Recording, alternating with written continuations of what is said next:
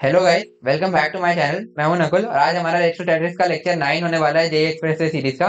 तो बिना कोई टाइम वेस्ट किए शुरू करते हैं वीडियो को यार। तो यार आज हम स्टार्ट करने वाले हैं इलेक्ट्रोस्टैटिक पोटेंशियल एनर्जी।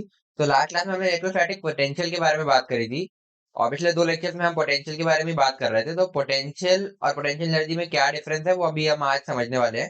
तो तुम हेडिंग डाल सकते हो, इलेक्ट्रोस्टैटिक पोटेंशियल एनर्जी। इलेक्ट्रोस्टैटिक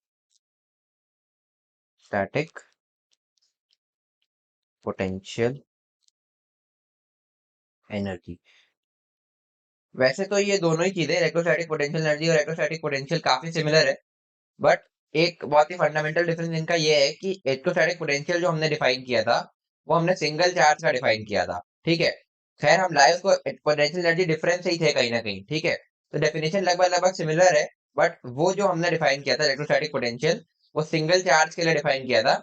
और ये जो है इलेक्ट्रोस्टैटिक पोटेंशियल एनर्जी, ये बेसिकली सिस्टम ऑफ चार्जेस के लिए डिफाइन होती है। एटलीस्ट टू चार्जेस तो होने ही चाहिए। दो या उससे ज्यादा चार्जेस हो सकते हैं, उनके लिए हम इलेक्ट्रोस्टैटिक पोटेंशियल एनर्जी डिफाइन करते हैं। और वहां पर पोटेंशियल डिफरेंस हमने पहले डिफाइन किया था, फिर उससे हम पोटेंशियल पर आए थे। वो डिफरेंस हमने दो चार्ज के लिए किया था, फिर हम उससे पोटेंशियल पर आए थे। बट पोटेंशियल एनर्जी थोड़ी सी डिफरेंट है, तो आप समझते हैं ये क्या है। बट ये चीज तुम्हें ध्यान रखनी है कि ये हमेशा दो या दो से ज्यादा चार्जेस के लिए डिफाइंड होती है, यानी कि एक सिस्टम ऑफ चार्जेस के लिए डिफाइंड होती है। तो ये तुम लिख भी सकते हो कि it is always defined for a charge system. Charge system, charge system का हमारा मतलब क्या है? At least two charges, at least two charges. तो और देखते हैं अब इसकी डेफिनेशन क्या होती है। बेसिकली पोटेंशियल एनर्जी क्या, हम यहाँ पर भी वही चीज है कि पहले change in potential energy define करते हैं। तो चेंज इन पोटेंशियल एनर्जी सही टर्म है, एब्सोल्यूट पोटेंशियल एनर्जी उसी से निकलेगा। बट पहले हम change in potential energy define करेंगे। तो चेंज इन पोटेंशियल एनर्जी क्या होती है? Delta U is equal to negative of work done by conservative force. बस फर्क इतना है ना कि वहां पर हमने क्या बोला था, यूनिट चार्ज को लाने में जो कंजर्वेटिव फोर्स का वर्क होता है वो होता है पोटेंशियल। बट यहाँ पर हम यूनिट चार्ज की बात नहीं कर रहे हैं। ठीक है। कंजर्वेटिव फोर्स जो भी वर्क करेगी किसी भी एक सिस्टम के लिए, उसका नेगेटिव जो होगा वो तुम्हारा होगा चेंज इन पोटेंशियल एनर्जी। तो आप समझते हैं इसको थोड़ा सा। तो उसी तरीके से देखते हैं, एक पहले हम दो चार्ज का सिस्टम लेते हैं, Q1 Q2, जो कि R डिस्टेंस पर रखे हैं। ठीक है। तो वही चीज है, ये है चार्ज Q1। ठीक है। इससे R डिस्टेंस पर एक चार्ज Q2 ला के रखना है। इनिशियली हमारे पास केवल Q1 है और ये जगह खाली है। यहाँ पर हमें Q2 को ला के रखना है। ठीक है। जिसको हम इन्फिनिटी से कहीं से तो लेकर के चले आ रहे हैं। ठीक है। इस तरीके से कुछ इरेगुलर पाथ से ला सकते हैं और यहाँ पर ला के रख सकते हैं। बट क्योंकि वर्क डन, क्योंकि कंजर्वेटिव फोर्स है, तो हम वर्क डन जो है क्या कहते हैं, इंडिपेंडेंट ऑफ पाथ होता है। तो हम इसको एक स्ट्रेट लाइन ही ले लेते हैं बेसिकली। तो ऐसे हम स्ट्रेट लाइन इनफाइनाइट से लेकर के चले आ रहे थे। ठीक है। इस तरीके से तो हमने चेंज इन पोटेंशियल एनर्जी क्या डिफाइन किया, डेल्टा यू जो है वो है negative of work done by conservative force, है ना। तो अब जैसे अगर हम किसी भी इंस्टेंट पर बात करें, सपोज एक इंस्टेंट पर ये चार्ज यहाँ था, तो इस पर जो इलेक्ट्रिक फील्ड का फोर्स लग रहा होगा इस Q1 का, वो बेसिकली इस डायरेक्शन में लग रहा होगा। ये इलेक्ट्रिक फील्ड का फोर्स है। ठीक है। Q2 E बार। और जो तुम्हारा एफ एक्सटर्नल होगा, एक्सटर्नल एजेंट का फोर्स होगा, वो इधर लग रहा होगा। ठीक है। तो बेसिकली जो work done by conservative force है, ये हम पोटेंशियल के टाइम पर भी बात कर चुके हैं। ये negative of work done by electric field होता है, तो मैं इसको W done by electric field भी लिख सकता हूँ। ठीक है।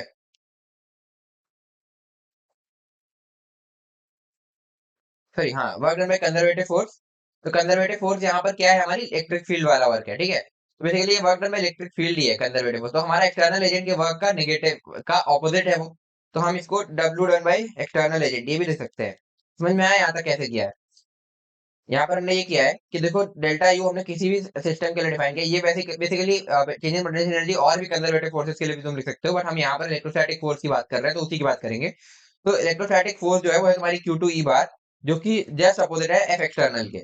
तो जो work done by conservative force होगा और work done by external agent होगा, वो एक दूसरे के अपोजिट, एक दूसरे के जस्ट उल्टे होंगे। जैसे work done by conservative force जो है और work done by external agent है, तो work done by external agent जो तुम्हारा होगा वो होगा negative work done by conservative force. ठीक है, यही चीज हमने यहाँ पर यूज करी है, तो ये लिख दिया। ठीक है, अब work done by external agent तो हम लोग लिख ही सकते हैं।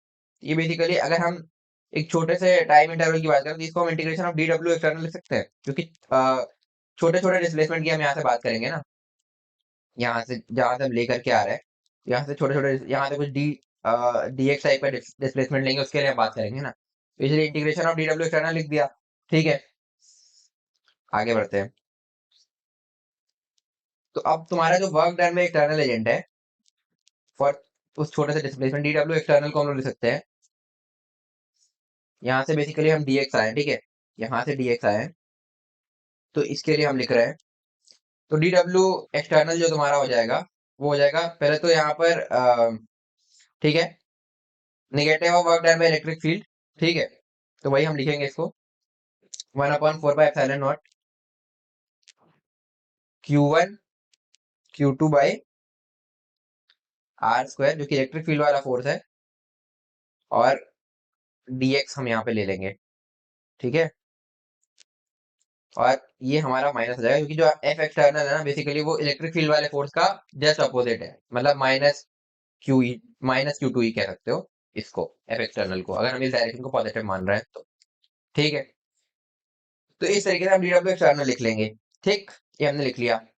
अब यहाँ से हमें इंटीग्रेशन ऑफ डब्ल्यू एक्सटर्नल करना है, जो कि हमारा डेल्टा यू भी होगा।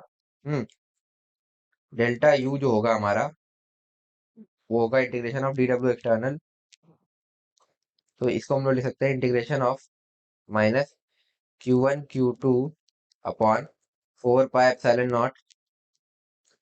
इसको मैं dx लिया तो इसको भी एक्स स्क्वायर ले लेते हैं। ठीक है, तो एक्स स्क्वायर डी एक्स। ठीक है, क्योंकि x में ही सारी बात हो रही है ना, इस तरीके से। और लिमिट क्या देंगे, इनफाइनाइट से लेकर के आ रहे हैं, और कहाँ रखा है हमने, r डिस्टेंस पर ला करके रखा है, तो लिमिट इनफाइनाइट से r दे देंगे। तो ये हो जाएगा तुम्हारा u at r minus u at infinite. फिर वही बात है कि इनफाइनाइट चला रहे हैं, इनफाइनाइट पर पोटेंशियल एनर्जी हम जीरो मानते हैं, तो ये हो जाएगी जीरो। तो अब हम किसी एक पॉइंट की पोटेंशियल एनर्जी डिफाइन कर सकते हैं, जो कि r डिस्टेंस पर है Q1 से। बेसिकली ये Q1 Q2 वही r के डिस्टेंस पर रखे हैं, उसके लिए हम डिफाइन कर रहे हैं। तो ये हो गया, तो इसको अब करते हैं, तो minus Q1 Q2 upon 4 pi epsilon not, इतना तो बाहर आ जाएगा। इंटीग्रेशन के अंदर बचेगा dx अपॉन एक्स स्क्वायर, और इसकी लिमिट हम देंगे इनफाइनाइट से r। ठीक है, तो यहाँ से हम लिखेंगे u as a function of r, जो तुम्हारा हो जाएगा वो हो जाएगा minus Q1 Q2 upon 4 pi epsilon naught. 1/x² का इंटीग्रेशन होता है -1/x, जो हम कर चुके हैं, मतलब पता ही है तुम्हें, तो -1/x लिख दूंगा यहाँ पे, तो ये हो जाएगा -1/x, और इसकी लिमिट हम देंगे इनफाइनाइट से r, तो हो जाएगा -Q1 Q2 upon 4 pi epsilon naught -1/r minus -1/इनफाइनाइट, ये तो जीरो हो जाएगा, तो ये तुम्हारा निकल करके आएगा Q1 Q2 upon 4 pi epsilon naught r, ये हो जाएगा u। तो potential energy of two charge system जो हमने Q1 Q2 है, जो कि r डिस्टेंस पर रखे हैं, वो ये आएगा, और ये हमने कैसे डिफाइन किया है तुमने पूरा देख लिया। ठीक है, तो बेसिकली ये किस चीज के लिए हमारा ये निकला है, जो कि है एक ऐसा सिस्टम जिसमें एक Q1 चार्ज है, उससे r डिस्टेंस पर हमने एक Q2 चार्ज ला करके रखा है। किसी भी टू सिस्टम चार्ज के लिए अगर तुम्हें पोटेंशियल एनर्जी डिफाइन करनी हो ना, तो इसी तरीके से किया जाता है कि एक चार्ज को रख दो और दूसरे को इनफाइनाइट से लेकर के आओ वहां पर, और उसके लिए डी डब्ल्यू एक्सटर्नल लिखो, उससे तुम जो है work done by external agent लिख लोगे, और पोटेंशियल एनर्जी का डिफरेंस जो तुम्हारा होता है वो होता है negative of work done by conservative force, यानी कि work done by external agent के बराबर यहाँ पर हो जाएगा। तो ये इस तरीके से हमने इसको निकाल लिया है, तो ये अब तुम याद रख सकते हो। ठीक है, तो ठीक है, आगे बढ़ते हैं यार। तो ये तो था टू चार्ज सिस्टम के लिए, और हमने क्या बोला कि पोटेंशियल एनर्जी जो है वो हमेशा सिस्टम ऑफ चार्जेस के लिए डिफाइन होती है, यानी कि एटलीस्ट टू चार्जेस होने चाहिए, बट टू से ज्यादा भी हो सकते हैं। तो अब हम वो देखते हैं कि अगर टू से ज्यादा चार्जेस है तो हम पोटेंशियल एनर्जी किस तरीके से डिफाइन करेंगे। तो आगे बढ़ते हैं, तो हेड ला सकते हो इलेक्ट्रोस्टैटिक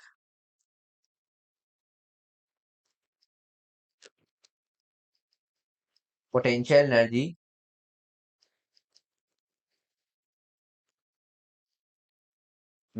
क्या हो गया, for discrete point like charge. कुछ तो दिक्कत आ रही है यार, क्या हो रहा है, देखते हैं चलो। स्टाइलस में कुछ तो दिक्कत आ रही है, क्या हो रहा है यार। ठीक है, देखते हैं अभी क्या प्रॉब्लम है।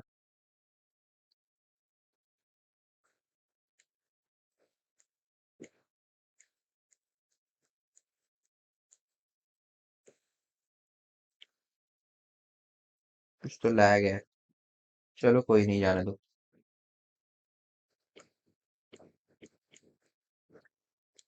क्या हो रहा है यार, छोड़ यार, आगे देखते हैं। तो अब हम कहना क्या चाह रहे हैं कि इस तरीके का सिस्टम है कि एक चार्ज Q1 है, एक चार्ज Q2 है, एक चार्ज Q3 है, एक चार्ज Q4 है, ऐसे ऐसे ढेर सारे चार्ज है, ये चार्ज Qn है। तो ये इस तरीके से चार्जेस रखे हैं, तो अब इस सिस्टम के लिए हम पोटेंशियल एनर्जी किस तरीके से डिफाइन करेंगे। तो देखो यार, इसमें बात ये है, इसको ऐसे सोचो कि सबसे पहले कोई एक चार्ज आया होगा, सबसे पहले लेट से Q1 आया, तो उसको लाने में तो कोई पोटेंशियल मतलब वर्क करना ही नहीं पड़ा होगा, क्योंकि किसी और चार्ज का रिपल्शन उसमें था ही नहीं, किसी और चार्ज से का रिपल्शन उसको मिल नहीं रहा था। तो वो तो इनफाइनेटली मतलब वो तो कहीं पर भी रख सकते थे। सपोज हमने ला करके सबसे पहले Q1 को रख दिया, ठीक। अब Q1 को रखने के बाद हम Q2 को लाए, ठीक है। Q2 को लाए तो अभी केवल Q1 रखा था यहाँ पर। तो Q2 को लाने के लिए हमने जो वर्क डन किया होगा वो हम लिखते चलते हैं, ठीक है। तो Q2 को लाने के लिए हमने जो किया होगा वो होगा, है ना, 1 की फील्ड में 2 को लाए, ठीक है। ये वर्क डन हुआ होगा कुछ ना कुछ। अब क्या हुआ, Q1 Q2 आ गए, इसके बाद अगला हम किसको लाएंगे, Q3 को। तो Q3 को लाने के लिए आपको दो चार्जेस रिपल्शन मिल रहा होगा, जो कि एक है तुम्हारा ये Q1 और दूसरा है तुम्हारा ये Q2, ठीक है। तो अब Q3 को लाने के लिए जो वर्क होगा, ठीक है, वो होगा 1 की फील्ड में 3 को लाना प्लस 2 की फील्ड में 3 को लाना, इंडिविजुअली ऐड कर सकते हैं इस तरीके से, प्लस, ठीक है। अब Q3 भी आ गया, अब अगला हमारा कौन सा आएगा, Q4। Q4 आएगा तो उसको किस किस का रिपल्शन झेलना पड़ेगा, Q4 आएगा तो उसको किसी का रिपल्शन झेलना पड़ेगा, Q1 Q2 Q3 तीनों का।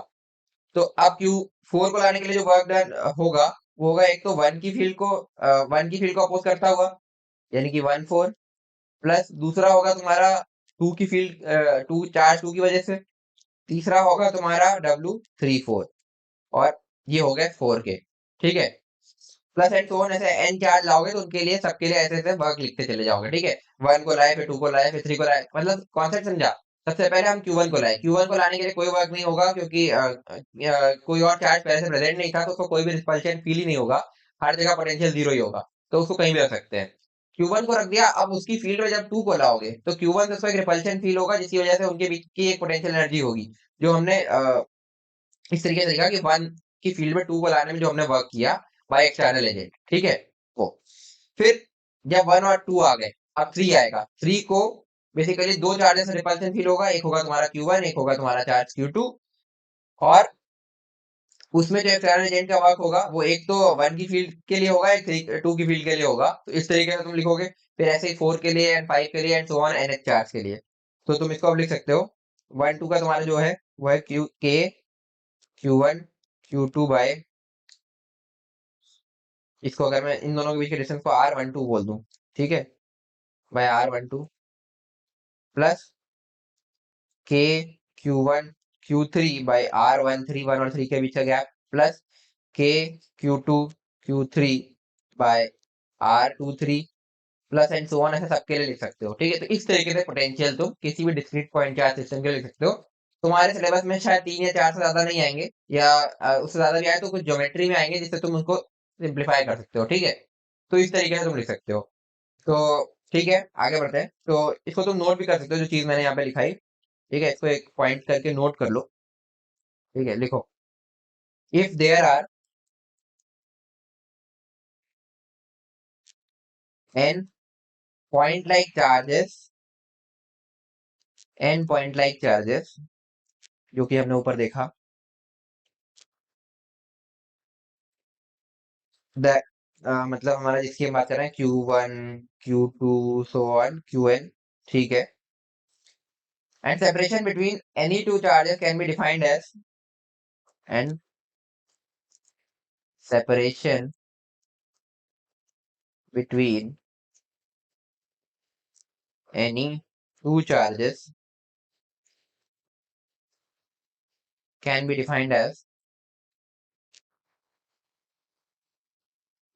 अरे defined as Rij, I तुम्हारा j से कम है, मतलब वही 1 2 1 3 इस तरीके से है ना, ठीक है।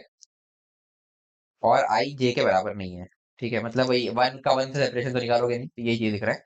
Then electrostatic potential energy, then electrostatic potential energy of the system can be written as, of the system can be written as U equal to 1 upon 4 pi epsilon naught sigma I less than j, I not equal to j, q I q j upon r I j, ठीक। इस तरीके से ये sigma notation, यार देखो मुझे भी इससे पहले बहुत वो लगता था, मतलब मुझे भी समझ में नहीं आता था, तो मैं जो कॉन्सेप्ट समझाया तुम बस ये ध्यान रखो कि 1 के साथ में लाकर के 2 को रख दिया, 3 को रख दिया, 4 को रख दिया, इस तरीके से करते चलेगा एक एक के लिए, ठीक। तो कुछ क्वेश्चंस करेंगे तुम्हें क्लियर हो जाएगा। ये सिग्मा नोटेशन से मुझे भी डर लगता था, तुम चाहे तो इसको छोड़ सकते हो, बट इससे तुम बच नहीं पाओगे। आईआईटी में आ जाओगे तो वहां पर तो ये तुम्हें बहुत परेशान करेगा, और कहीं गलती से तुमने मैथमेटिक्स एंड कंप्यूटिंग वाली ब्रांच ले ली, तब तो हर सेमेस्टर में हर कोर्सेज, तुम्हारे ऑलमोस्ट सारे कोर्सेज में ये सिग्मा घुसा होगा। तो इससे तो डर नहीं सकते, बट अभी अगर तुम्हें प्रॉब्लम आ रही है तो तुम इस तरीके से देख सकते हो, ठीक है। तो आगे बढ़ते हैं। अच्छा खुद ही बताओ, ऐसे अगर हम ठीक है, अगर ऐसे Q1 एक क्वेश्चन था मेरा, सपोज ये Q1, Q2, Q3 ऐसे n चार्जेस रखे हैं, तो अगर हम इस तरीके से पेयर जो बना रहे थे ना कि Q1 Q2 के साथ, Q1 Q3 के साथ, Q1 Q4 के साथ, Q1 Qn के साथ, इस तरीके से, और Q2 का पेयर भी बना रहे थे बाकी के साथ, तो Q2 को हम Q1 के साथ तो ले नहीं सकते, ठीक है। तो ऐसे अगर हम पेयर बनाए, जो हमने पहले भी किया यहाँ पर, ठीक है, बेसिकली 1 का 2 के साथ, फिर 1 का 3, 2 का 3, फिर ये इस तरीके से जो हमने पेयर बनाया, तो इसमें कितने पेयर बनेंगे, ठीक है। तो नंबर ऑफ चार्ज पेयर कितने बनेंगे, नंबर ऑफ चार्ज पेयर, सोचो थोड़ा। खैर इसमें थोड़ा सा पीएनसी लगेगा, और तुमने पीएनसी पढ़ लिया है तो तुम्हें इसमें कोई दिक्कत नहीं आएगी, नहीं पढ़ा तो बता देता हूँ। बेसिकली हमें एन चार्जेस में से कोई दो चार्जेस सेलेक्ट करने हैं, तो हम लिखेंगे NC2, है ना, जो कि होता है तुम्हारा N-1 अपॉन 2। अभी के लिए याद रख सकते हो अगर नहीं समझ में आ रहा तो, बाकी पीएनसी पढ़ा है तो तुम्हें बिल्कुल समझ में आ गया होगा कि मैंने क्या लिखा है, एन में से दो सेलेक्ट करने हैं, तो वो हो जाएगा N-1 अपॉन 2। तो आगे बढ़ते हैं, अब एक क्वेश्चन करते हैं, ठीक है, उससे तुम्हें और क्लियर होगा। तो इस तरीके से एक स्क्वायर गिवन है, ठीक है, इस पे इस तरीके से चार चार्जेस रखे हैं, Q, इसको मैंने, ठीक है, दूसरा हो गया Q, यहाँ पर हो गया -Q, और यहाँ पर हो गया Q। तो अब लैंग्वेज लिख सकते हो, in shown figure, in shown figure there are 4 point like charges, there are 4 point like charges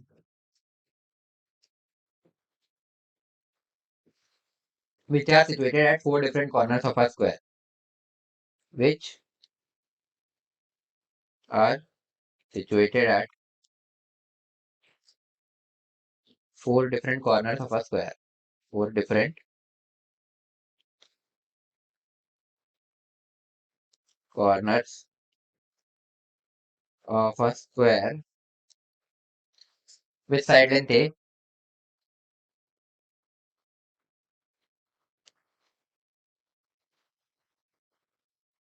तो स्क्वायर की साइड लेंथ ए गिवन है, यहाँ पे मैं लिख भी दे रहा हूँ, ठीक है। Then write down the expression of potential energy for given discrete point charge system. Then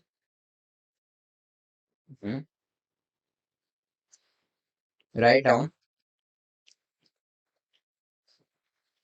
the expression of potential energy, the expression of potential energy for given discrete point charge system, for given discrete point charge system। तो try करो पहले खुद से pause करके, उसके बाद discuss करते हैं इसको। ओह,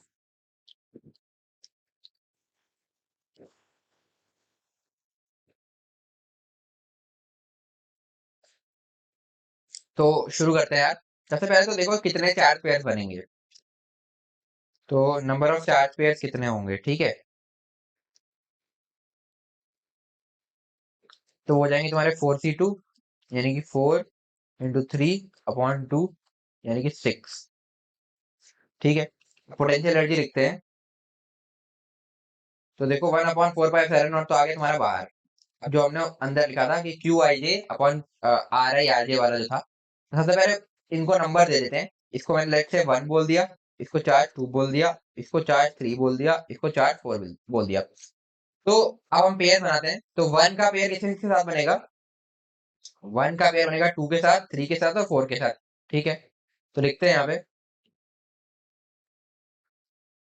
Q1 Q2/R12 plus Q1 Q3/R13 plus Q1 Q4/R14। तो 1 के पेयर हमने बना लिए। अब आते हैं Q2 पर। तो Q2 का पेयर बनेगा 1, 3 और 4 के साथ, बट 1 वाला तो हमने ऑलरेडी काउंट कर लिया ना जब हमने 1 का 2 के साथ किया था। तो हम यहाँ पे केवल 2 पेयर बचते हैं काउंट करने के, Q2 Q3 और एक Q2 Q4। तो इनको लिख लेते हैं यहाँ पे। तो plus Q2 Q3 upon R23 plus Q2 Q4 upon R24, ठीक है। इसको उस तरीके से भी समझ सकते थे कि 1 रखा था, फिर 2 रखा, फिर 3 रखा, उस तरीके से भी कर सकते हो, बट ये भी एक और तरीका है, तो मैंने कहा ये भी बता दूं, ठीक है। इस तरीके से भी सोच सकते हैं जब कम चार्जर है। तो ये हो गया तुम्हारा Q2 के पेयर बन गया। अब Q3 की बारी। Q3 का 1 के साथ, 2 के साथ और 4 के साथ बनेगा, जिसमें 1 के साथ हम ऑलरेडी जब हम 1 के पेयर बना रहे थे तो हमने डिस्कस कर लिया था, तो ये हो चुका है। और 2 के पेयर जब बना रहे थे तो हमने ये वाला पेयर भी डिस्कस कर लिया था। तो अब Q3 का केवल Q4 के साथ पेयर बचता है। तो plus Q3 Q4 upon R34, ठीक है। अब जरा फोर्थ पर आओ। तो फोर्थ का तो हमने 1 के साथ ही बना लिया, 2 के साथ भी बना लिया और 3 के साथ बना लिया जब इनके हम पेयर डिस्कस कर रहे थे। तो 4 के सारे पेयर ऑलरेडी बन चुके हैं, तो और कोई पेयर बचता नहीं है। और वैसे भी यहाँ पे दिख रहा है 6 पेयर बने थे, तो 6 1 2 3 4 5 6 पेयर बन चुके हैं। तो ये अपना डन है, ये हमारा आंसर है। तो अब इसको लिखते हैं। तो 1/4πε0 तुम्हारा बाहर रहेगा। Q1 Q2 सब Q1 की वैल्यू है Q, Q2 की वैल्यू है Q, बस Q3 की वैल्यू माइनस की, बाकी सारे Q है। तो Q1 Q2 हमारा हो जाएगा Q स्क्वायर, R12 की वैल्यू है A, क्योंकि ये साइड लेंथ A ही है, ठीक है। तो ये हो गया A प्लस Q1 Q3/R13। तो अब प्लस ये Q1 Q3, तो ये minus Q into minus Q, यानी माइनस Q स्क्वायर हो जाएगा पहली बार। तो ये प्लस हटा देते हैं, तो ये लिखे रहो plus minus Q square upon, अब इनके बीच का डिस्टेंस ये वाला जो कि तुम्हारा डायगोनल है, जो कि हो जाएगा A√2, ठीक है। ये समझ में आ गया ना, डायगोनल A√2 हो जाएगा। ये हो गया A root plus Q1 Q4 upon R14 था। तो Q1 और Q4 दोनों Q हैं, और R14 भी A ही है क्योंकि साइड लेंथ A है, ठीक है। ये हो जाएगा Q² / A², ठीक। आगे बढ़ते हैं। Plus Q2 Q3/R23। तो Q2 Q3, तो ये वही Q और माइनस Q, तो माइनस Q² बनेगा ऊपर, क्योंकि Q3 माइनस Q है, अपॉन डिस्टेंस इनके बीच का क्योंकि Q2 और Q3 के बीच में ये डिस्टेंस है, तो ये भी तुम्हारा अपना क्या है, ए हो जाएगा। तो इसको भी यहाँ लिख सकते हैं ए। ये गलती से मैंने ए स्क्वायर लिख दिया है यहाँ पे, ए प्लस अब Q2 Q4/R24। तो Q2 Q4 ये दोनों क्यू हैं, Q2 और Q4, और ये हो जाएगा A√2। ठीक है, तो इस तरीके से लिखते हैं। तो ये हो जाएगा Q2/A√2। अब क्या बचता है, Q3 Q4/R34। तो Q3 Q4 तो फिर वही, क्योंकि Q3 माइनस क्यू है, Q4 क्यू है, तो ये हो जाएगा -Q²। और R34 तुम्हारा जो है, जो कि ये वाला डिस्टेंस है, जो कि तुम्हारा ए हो जाएगा। तो ये हो जाएगा ए। तो ये बना तुम्हारा फाइनली। तो अब तुम ध्यान से देखो, तो Q²/A -Q²/A, Q²/A -Q²/A -Q²/A√2, Q²/A√2, तो सारा कट गया। तो जो तुम्हारा आंसर आएगा वो हो जाएगा U = 0। ये तुम्हारा आंसर निकल कर के आया है। ठीक, आगे बढ़ते हैं। तो बढ़ते हैं अपने अगले क्वेश्चन पे, बट उससे पहले की समझ लो। ठीक है, तो ये डिस्क्रीट पॉइंट या सिस्टम का जो ये हमने अभी लिखना सीखा पोटेंशियल, तो ये तो एक मेथड था। ठीक, तो इसको तुम यहाँ पे लिख सकते हो मेथड 1 था ये। अभी तो मैं और एक मेथड दिखाता हूँ। ठीक है, तो बेसिकली है तो वही चीज, बट ये समझने कॉन्सेप्चुअली तुम्हें इससे सबसे अच्छा क्लियर होगा, इसलिए सबसे पहले इसको मैंने बता दिया। मेथड 2 थोड़ा सा इजी है, दिमाग थोड़ा सा कम लगेगा इसमें, तो आओ देखते हैं। ठीक है, मेथड 2 क्या कह रहा है कि पोटेंशियल एनर्जी, अगर तो पोटेंशियल एनर्जी लिखनी है और ऐसे Q1 Q2 n चार्जेस है, तो तुम इसको ऐसे लिख सकते हो कि हर पेयर को तुमने बेसिकली, अगर तुम दो बार, अगर जैसे एक मिनट जैसे बना ही देता हूँ यार डायग्राम, ठीक है, उससे कंफ्यूजन नहीं रहेगा। इस तरीके से चार्जेस गिवन है तुम्हें ढेर सारे। ठीक है, Q1 Q2 Q3 Q4 and ये Qn सपोज। ठीक है, इस तरीके से। तो तुम क्या कर रहे थे, पहले Q1 रखा, फिर उसकी फील्ड में Q2 को लाए, तो Q1 की वजह से Q2 पर लिखा, फिर Q1 Q2 दोनों हो गए, फिर Q3 को लाए, जिसपे तुमने Q1 और Q2 दोनों की वजह से लिखा। ठीक है, इस तरीके से तुम पेयर बना बना करके करते चले गए। बट एक चीज तुम और भी कर सकते हो कि सबसे पहले Q1 को उठाया। ठीक है ठीक है, तो Q1 का Q2 की वजह से लिखा, तो होता है K Q1 Q2/R12। फिर Q1 का Q3 की वजह से लिखा, K Q1 Q3/R13 plus and so on NH4 तक तुम लिख गए इस तरीके से, K Q1 Qn/R1n। ये तुमने लिख दिया Q1 की वजह से, Q1 का हर एक के साथ पेयर बना के पोटेंशियल एनर्जी लिख दिया। ठीक, ये हो गया। अब आओ Q2 पर, ये पूरा मैं एक ब्रैकेट में कर दे रहा हूँ। तो Q2 का भी तुमने आप हर एक के साथ पेयर बनाना शुरू करो। सबसे पहले 1 के साथ बनाओगे, K Q2 Q1/R21 plus K Q2 Q3/R23 plus and so on plus K Q2 Qn/R2n। तो इस तरीके से Q2 के तुमने सबके साथ पेयर बना दिए। तो अब बेसिकली तुम ये देखो, तुमने हर पेयर को दो बार काउंट किया है। देखो Q1 के साथ Q2 को काउंट किया था, बट Q2 के साथ तुमने Q1 को भी काउंट कर लिया। तो हर पेयर को तुमने बेसिकली दो बार काउंट कर लिया है। तो इसको हाफ कर दें तो हमारा आंसर आ जाएगा। तो जो तुम्हारी पोटेंशियल एनर्जी हो जाएगी वो हो जाएगी हाफ ऑफ ये वाला, यहाँ से लेकर के ये, फिर ऐसे सो ऑन प्लस इस तरीके से तुम के Q1 Q1/Rn1 plus and so on, इस तरीके से Qn तक के लिए लिख दोगे, तो ये हो जाएगी तुम्हारी पोटेंशियल एनर्जी। तुमने हर एक की वजह से लिख दी, मतलब Q1 का पेयर बनाया हर एक चार्ज के साथ, फिर Q2 बेसिकली क्या किया है, एक बार फिर से देखो। Q1 का पेयर बनाया हर एक चार्ज के साथ, Q2 का पेयर बनाया हर एक चार्ज के साथ, Qn के पेयर बनाए हर एक चार्ज, Q3 के पेयर बनाए हर एक चार्ज के साथ, और इस तरीके से हर चार्ज को करते करते Qn के पेयर बनाए हर एक चार्ज के साथ। तो हर बार तुमने एक पेयर को, मतलब हर पेयर को तुमने दो बार काउंट किया। एक जैसे Q1 Q2 का पेयर, तो एक बार Q1 वालों के साथ काउंट किया, एक बार Q2 वालों के साथ काउंट किया। ऐसे ही तुम्हारा Q1 का पेयर है, तो एक बार तुमने Q1 वालों के साथ काउंट किया, Qn वालों के साथ भी काउंट किया। तो हर पेयर को तुमने बेसिकली दो बार काउंट किया है। तो इसको हाफ कर दोगे तो तुम्हारा हर एक पेयर एक एक बार काउंट हो जाएगा, और वही तुम्हारा पोटेंशियल एनर्जी है। तो ये हो जाएगा एक और तरीका इसको लिखने का, U = 1/2 पहले चार्ज के साथ सारे पेयर, दूसरे चार्ज के साथ सारे पेयर, तीसरे चार्ज के साथ सारे पेयर, एंड nth चार्ज के साथ सारे पेयर, इस तरीके से। तो ये हो गया मेथड 2। अब एक और चीज है मेथड 3, ये भी लिखो इसके आगे, ये लास्ट है। तो और देखते हैं, ठीक है। तो मेथड 3 क्या है कि जो हमने ऊपर लिखा था ना, बेसिकली इसी की बात है, तो इसी को थोड़ा सा मॉडिफाई कर रहे हैं। तो u इक्वल टू हाफ, और इन सब में k कॉमन है, मतलब 1/4 पाई एप्सिलॉन नॉट, तो उसको भी बाहर निकाल लेता हूँ। तो इंटू 1/4 पाई एप्सिलॉन नॉट, इसको भी बाहर निकाल लिया। अब क्या बचेगा अंदर, Q1 Q2 बाई R12, जैसे पहले वाले में पहला वाला जो ब्रैकेट था Q1 वाला, उसमें से Q1 कॉमन ले लूं, तो बनेगा Q2 by R12 plus Q3 by R13 plus and so on plus Qn by R1n। तो ये बनेगा। प्लस अब Q2 वाले में से, जो ये Q2 की वजह से हमने सारे लिखे थे, ये वाले पेयर्स, इसमें से मैंने Q2 को कॉमन निकाल लिया है, क्योंकि K तो हम पहले निकाल चुके थे। अब मैंने Q2 को बाहर निकाला, तो अब बनेगा तुम्हारा सॉरी Q1 बाई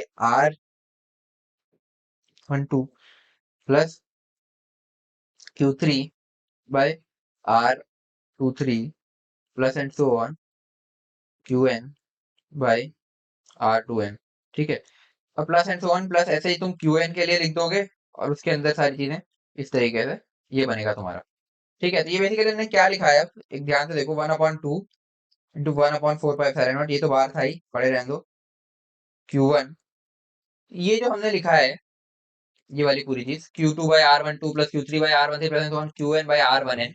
तो ये क्या पॉइंट 1 जहां पर ये Q1 रखा था, ये पॉइंट, क्या ये इस पॉइंट का पोटेंशियल नहीं हो जाएगा, Q2 by R12, Q3 by R13, Q4 by R14, Qn by R1n, तो ये इस पॉइंट का पोटेंशियल नहीं हो जाएगा।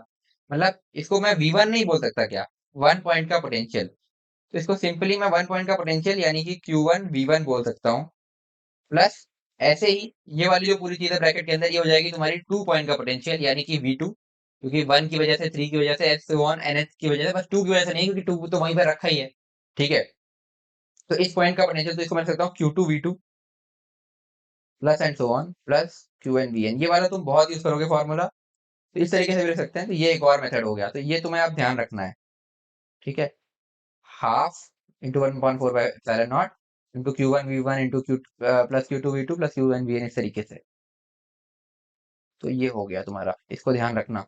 ठीक, इंपॉर्टेंट है। तो मेरे ख्याल से सारे तरीके तुम्हें समझ में आ गए होंगे। तो एक क्वेश्चन करते हैं यार, उसको तुम तीनों ही मेथड से ट्राई करो, ठीक है। फिर तुम अपने हिसाब से कमेंट करके जाना कि तुम्हें कौन सा मेथड इनमें से बेस्ट लगा, ठीक है। तो क्वेश्चन देता हूँ मैं, ठीक है। तो इसको तुम तीनों मेथड से ट्राई करना, ठीक है। फिर इसको डिस्कस करेंगे, डिस्कस भी हम कोशिश करेंगे तीनों से ही करते हैं, चलो आओ, ताकि तुम्हें एक बार क्लियर ही हो जाए। फिर वही स्क्वायर वाला क्वेश्चन है, ठीक है। इस तरीके से स्क्वायर गिवन है। अरे भाई, बन जाना यार, मत करो इतनी मेहनत। हाँ ये रहा। इस तरीके से एक स्क्वायर गिवन है, ठीक। इसमें क्या क्या रहा है कि इस स्क्वायर की साइड लेंथ है L, और इस पे 4 चार्जेस रखे हैं थे, point A, point B, point C, point D। तो A पर पहला चार्ज रखा है Q, B पर चार्ज रखा है Q, C पर भी चार्ज रखा है Q, और D पर भी चार्ज रखा है Q। ठीक है, बहुत सिंपल क्वेश्चन। तो इसका पोटेंशियल एनर्जी क्या होगा तुम्हें बताना है, ठीक है, इस पूरे सिस्टम का। तो आप सारे मेथड से तुम ट्राई करो, फिर उसके बाद मैं एक एक मेथड से बताता हूँ, ठीक। खैर ये बहुत इजी है, बस इसलिए दिया है ताकि तुम्हें एक बार कॉन्सेप्ट क्लियर हो जाए, तीनों तरीके से तुम लिखना सीख जाओ।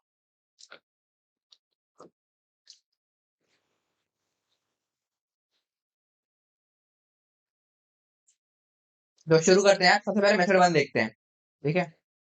तो वही है, इनको नंबरिंग दे दो, 1 2 3 4 नाम दे दिए मैंने इस तरीके से।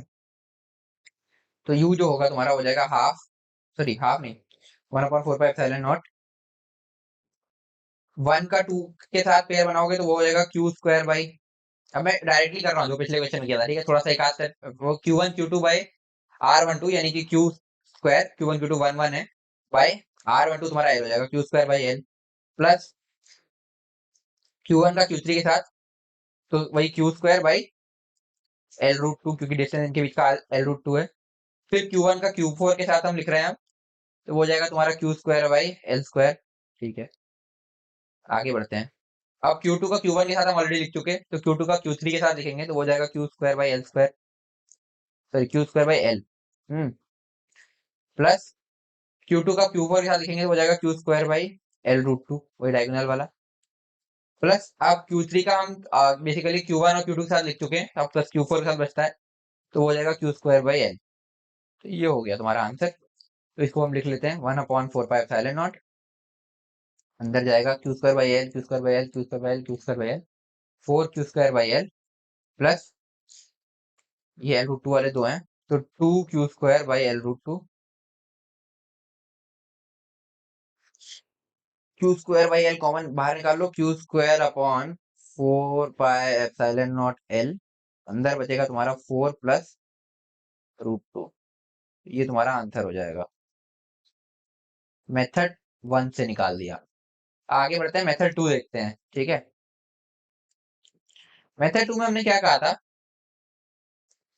कि u is equal to half into 1/4πε0। आप पहले Q1 के सारे के साथ लिखोगे, ठीक है, तो हो जाएगा Q1 Q2 by R12 plus वही, ठीक है, Q square by L basically पहला वाला। ये चलो लिख ही देता हूँ एक बार को, Q1 Q2 by R12 plus Q1 Q3 by R13 plus Q1 Q4 by R14। ये पूरा Q1 वाला ब्रैकेट हो गया तुम्हारा, ठीक है। इसको एक ब्रैकेट के अंदर कर देता हूँ, ठीक है, इस तरीके से। Plus Q2 Q1 by R21 plus and so on, ये Q2 वाला ब्रैकेट होगा, प्लस Q3 वाला ब्रैकेट होगा, प्लस Q4 वाला ब्रैकेट होगा, ठीक है, इस तरीके से। अब मैं पूरा नहीं लिख रहा वरना बहुत लंबा जाएगा, ठीक है, इतना लिखने की जरूरत भी नहीं है। तो हो जाएगा 1/2, इनकी 1/8πε0 बाहर लिख लेता हूँ, और अंदर आएगा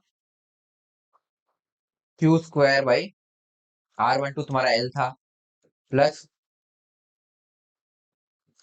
ये वाला Q1 Q3 बाई R13 तुम्हारा हो जाएगा Q1 Q3, है ना, 1 और 3 दोनों चार्जेस तो Q ही है, और 1 3 तुम्हारा हो जाएगा क्या कहते हैं, डायगोनल था बेसिकली, L√2 हो जाएगा, और 1/4 तुम्हारा फिर साइड था तो फिर Q स्क्वायर बाई L हो जाएगा, ठीक है, ये हो गया। प्लस ऐसे ही ये Q2 का तुम बनाओगे ना तो इसका भी सेम ही बनेगा इसी तरीके से, Q स्क्वायर बाई L, एक डायगोनली अपोजिट है और दो तुम्हारे बगल बगल है, तुम देख भी सकते हो हर चार्ज के लिए ऐसा ही है। इसके भी एक डायगोनली अपोजिट है और दो बगल बगल हैं, ठीक है। Q2 के भी एक डायगोनली अपोजिट है और दो बगल बगल है, और मैग्नीट्यूड सेम है इसलिए डायरेक्टली देख सकते हो। इसके भी एक डायगोनली अपोजिट है और दो बगल बगल है, और इसके भी एक डायगोनली अपोजिट है और दो बगल बगल है, ठीक है, ये इस तरीके से। तो ये हो गया। तो ये हो जाएगा, तो Q2 वाले के लिए लिखोगे तो भी ये सेम चीज आएगी, ठीक है, यही वाली चीज जो इसके अंदर लिखी है, ठीक है, ये पूरा ब्रैकेट। और Q3 वाले के लिए लिखोगे तो भी यही आएगी, Q4 वाले के लिए लिखोगे तो भी यही आएगी, तो 4 बार लिखोगे बेसिकली। इसको मैं 4 से मल्टीप्लाई करके यहाँ पे लिख दिया, समझ में आया क्या किया है, ठीक है। तो ये हो जाएगा तुम्हारा 1 ये 4 को मैंने बाहर ले आया, तो ये हो जाएगा 1/2πε0, और अंदर तुम्हारा बचेगा 2Q square by L plus Q square by L√2। तो वही बनेगा भाई से फिर से, ठीक है, देख लो। तो इसको मैं लिख सकता हूँ Q स्क्वायर बाई, इसको मैं 4πε0 L लिख देता हूँ। तो 2 से मल्टीप्लाई डिवाइड किया है तो मल्टीप्लाई अंदर कर देता हूँ, ठीक है, तो हो जाएगा 4 प्लस, यहाँ पे 2 से किया तो वही सेम चीज आ गई, ठीक, जो ऊपर आया था वही चीज है। अब मेथड 3 देख लेते हैं एक बार, आखिरी।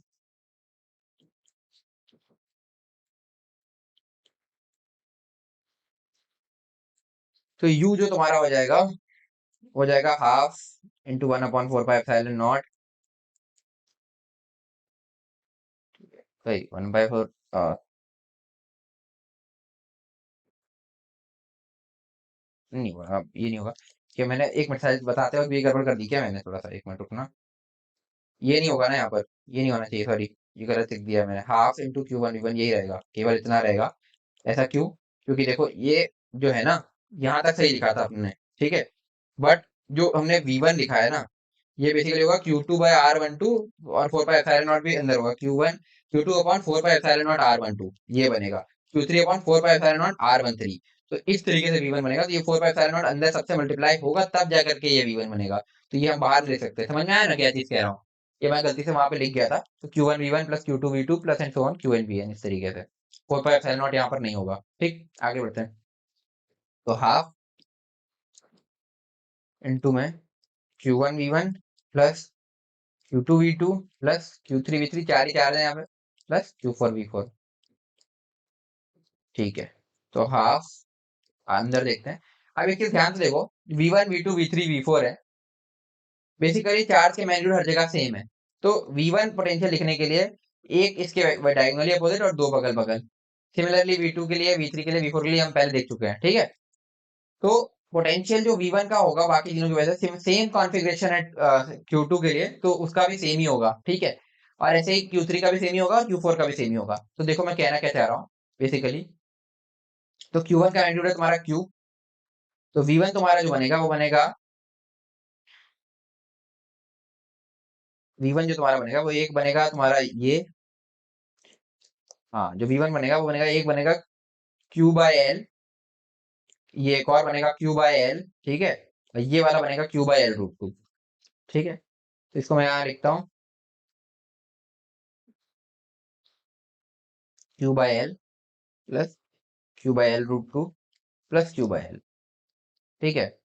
और सिमिलरली हर चार्ज के लिए होगा, प्लस Q2 वाला लिखोगे तो Q इंटू में सेम चीज, प्लस उसके लिए लिखोगे सेम चीज, फिर चारों के लिए सेम चीज। तो बेसिकली इसको मैं अगले स्टेप में लिख दे रहा हूँ, हाफ इंटू, ये हो जाएगा 4 टाइम्स, ये सारी चीजें चार बार सेम चीज लिखी है, 4Q, अंदर में तुम्हारा आएगा 2Q/L प्लस Q/L√2।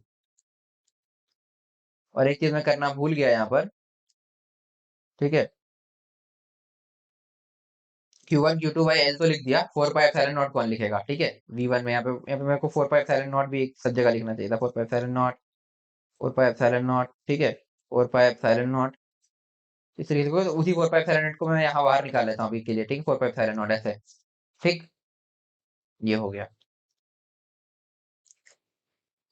तो अब मैं इसको लिख सकता हूँ Q/4πε0 बाहर रखता हूँ, और इस 2 को मैं अंदर मल्टीप्लाई कर दूंगा, तो ये बन जाएगा 4Q/L प्लस Q√2/L। ये मैंने क्यों किया, ताकि भाई आंसर सेम दिखे, ठीक है। तो ये तुम्हारा बन जाएगा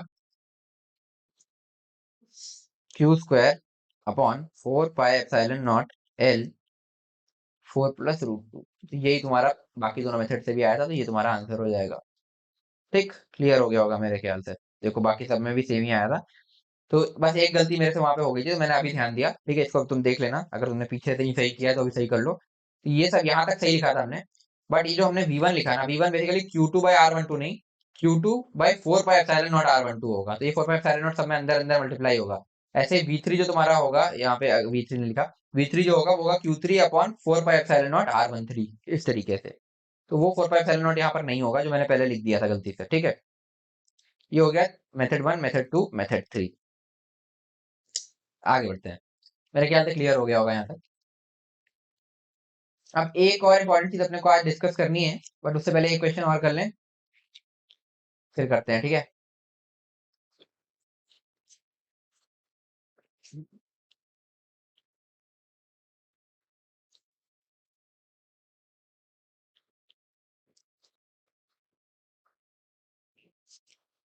तो क्वेश्चन में पहले तो एक फिगर गिवन है,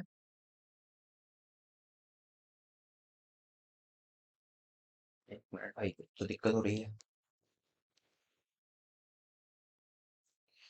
हाँ, तो आगे बढ़ते हैं।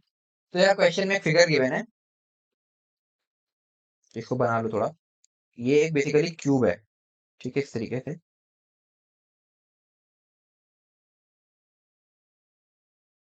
यहाँ पर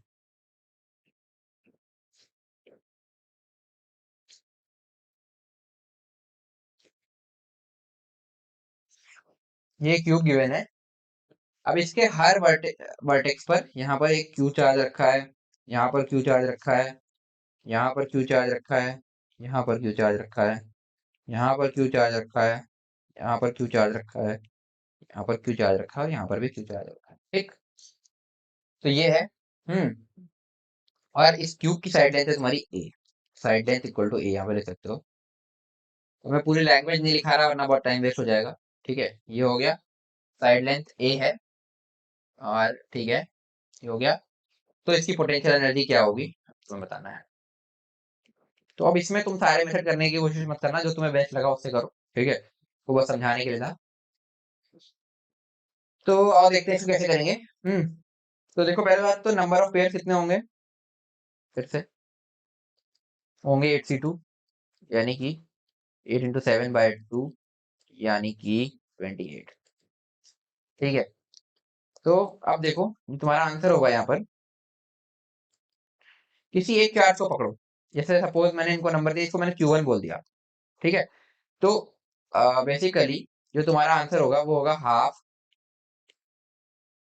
मैं तीसरा वाला मेथड यूज कर रहा हूँ, Q1V1 plus Q2V2 plus and so on plus Q8V8। ठीक है? तो अब एक चीज और भी है कि हर चार्ज जो है क्या कहते हैं, Q1 Q2 Q3 सारे Q है, तो इसको मैं लिख सकता हूँ Q/2 V1 plus V2 plus so on V8 तक। ठीक है? Q को कॉमन निकाल लिया। अब एक चीज तुम ये देखो कि जैसे 1 है, कोई भी एक चार्ज पकड़ो, जैसे 1 वाला चार्ज है, मैंने 1 वाला चार्ज पकड़ा, ठीक? तो इससे मतलब इसके साथ साइड लेंथ की दूरी पर, यानी कि ए डिस्टेंस पर एक चार्ज ये है, एक चार्ज ये है, एक चार्ज ये है, ठीक? तो 3 चार्जेस ए डिस्टेंस पर हैं। तो यहाँ पे लिख सकते हो, मैं साइड में यहीं पे लिख दे रहा हूँ कि ए डिस्टेंस पर 3 चार्जेस हैं, ठीक? फिर इससे डायगोनली अपोजिट, यानी कि a√2 डिस्टेंस पर एक चार्ज ये है, एक चार्ज ये है और एक चार्ज ये है, ठीक है? ये भी 3 है। तो a√2 पर भी 3 है और एक एग्जैक्टली डायगोनली अपोजिट, यानी कि a√3 डिस्टेंस पर, जो कि डायगोनली अपोजिट ये वाला, ये है, एक ही है ये, ठीक है? a√3 डिस्टेंस पर एक है, ठीक? समझ में आ गया होगा? सारे हमने काउंट कर लिए बेसिकली, 3, 1, 2, 3 वो हो गए, 4, 5, सॉरी 1, 2, 3 ये हो गए ए वाले, 4 और 5 और 6, सॉरी 4, 5 और 6 हो गए तुम्हारे, क्या कहते हैं, a√2 वाले मिला के, और ये 7 हुआ। तो टोटल 7 चार्ज और होने चाहिए, 8 टोटल है, तो ये 7 तो हमने यहाँ पे लिख लिया, तो सारे हो गए। सिमिलरली अगर तुम इसको पकड़ो, और क्योंकि ये क्यूब ही है, तो इससे भी क्या है, साइड लाइन पर ये 1, 2, 3 है, ठीक है? दिख रहे होंगे। फिर डायगोनल्स पर आओ, तो 1, 2, 3 है, फेस डायगोनल बेसिकली, ठीक है? अब बॉडी डायगोनल पर आओ, वो 1 है। सिमिलरली हर चार्ज का यही है, तुम किसी भी चार्ज को देख लो, उससे 3 चार्जेस ए डिस्टेंस पर हैं, 3 चार्जेस a√2 डिस्टेंस पर हैं और एक चार्ज तुम्हारा a√3 डिस्टेंस पर है। ये चीज तुम समझ गए तो क्वेश्चन सॉल्व हो गया, ठीक है?